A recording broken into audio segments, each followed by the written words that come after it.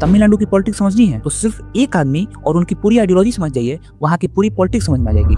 ये हैं EV Ramaswamy, short में बोले तो पेरियार। ये तमिलनाडु की पॉलिटिक्स में इतने इन्फ्लुएंशियल व्यक्ति हैं कि पिछले 80 सालों की स्टेट पॉलिटिक्स इन्हीं के इर्द गिर्द घूमती रही है। दरअसल कहानी की शुरुआत होती है जब ईवी रामास्वामी आध्यात्मिक अनुभव की तलाश में काशी जाते हैं। एक रोज जब वे वहाँ किसी धर्मशाला में भोजन करने जाते हैं तो ब्राह्मण न होने की वजह से उन्हें खाना नहीं दिया जाता। ये अपमान का भाव ही इन्हें आगे चलकर वैकोम सत्याग्रह में हिस्सा लेने की प्रेरणा देता है, जिसका उद्देश्य दलितों को मंदिर के आसपास की सड़कों पर चलने का अधिकार दिलाना था। इसके बाद वे सेल्फ रिस्पेक्ट मूवमेंट शुरू करते हैं, जिसका मकसद था धर्म, अंधविश्वास और कुरीतियों पर सवाल उठाना, महिलाओं को अधिकार देना, नॉर्थ इंडिया और हिंदी की डोमिनेशन को खत्म करना और सबसे महत्वपूर्ण जाति व्यवस्था और ब्राह्मण वर्चस्व को खत्म करना। हालांकि उनके जीवन में विवाद भी कुछ कम नहीं था। उन्होंने आजादी का विरोध ये कहकर किया कि सत्ता अंग्रेजों से लेकर ब्राह्मणों को दी जा रही है। उन्होंने भगवान राम की तस्वीरें जलाई और रामायण को आर्य वर्सेस द्रविड़ की लड़ाई बताकर रावण को द्रविड़ नायक बता दिया। तो जब दयानिधि स्टालिन इरेडिकेट सनातन धर्म जैसे बयान देते हैं और पेरियार को कोट करते हैं तो ये उसी द्रविडियन पेरियारिस्ट परंपरा की कंटिन्यूटी है। आगे चलकर पेरियार जस्टिस पार्टी ज्वाइन करते हैं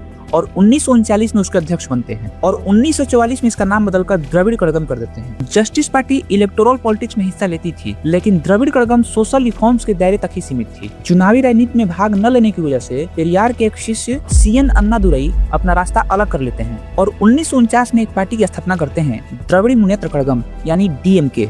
हालांकि आजादी के बाद डीएमके को इलेक्टोरल सक्सेस मिलने में 20 साल लग गए। कांग्रेस के स्ट्रॉन्ग होल्ड में पेरियार की आइडियोलॉजी घर घर तक पहुंचाने के लिए डीएमके ने फिल्मों का भी भरपूर सहारा लिया, लेकिन 1965 का anti Hindi agitation game changer साबित हुआ। दरअसल उस समय की कांग्रेस सरकार हिंदी को नेशनल लैंग्वेज बनाना चाहती थी और ऑब्वियसली तमिलनाडु में इसका विरोध हुआ और इसी वेव के सहारे डीएमके 1967 में पहली बार पावर में आती है। 1972 में डीएमके लीडर और तमिल सुपरस्टार एनजी रामचंद्रन डीएमके पर भ्रष्टाचार का आरोप लगाकर एक नई पार्टी बनाते हैं, AIADMK, और 1977 में चुनाव जीतकर मुख्यमंत्री बनते हैं। आगे चलकर डीएमके को एम करुणानिधि और AIADMK को जे जयललिता ने लीड किया। पिछले 70 सालों में इन्हीं दो पार्टियों ने पावर शेयर किया है और अब एक्टर थलापति विजय ने नई पार्टी टीवीके लॉन्च की है और आइडियोलॉजी तो आप जानते ही हैं। अब पूरी रामायण के बाद आपको इतना तो अंदाजा लग ही गया होगा कि बीजेपी के लिए तमिलनाडु एक अभेद्य किला क्यों है। बीजेपी की हिंदू, हिंदी, हिंदुस्तान की आइडियोलॉजी इन्हें तमिलनाडु में पॉलिटिकली अछूत बना देती है। डीएमके और AIADMK इसका प्रचार तो खूब करती है, पर दोनों ही कभी न कभी बीजेपी के साथ अलायंस में रही है।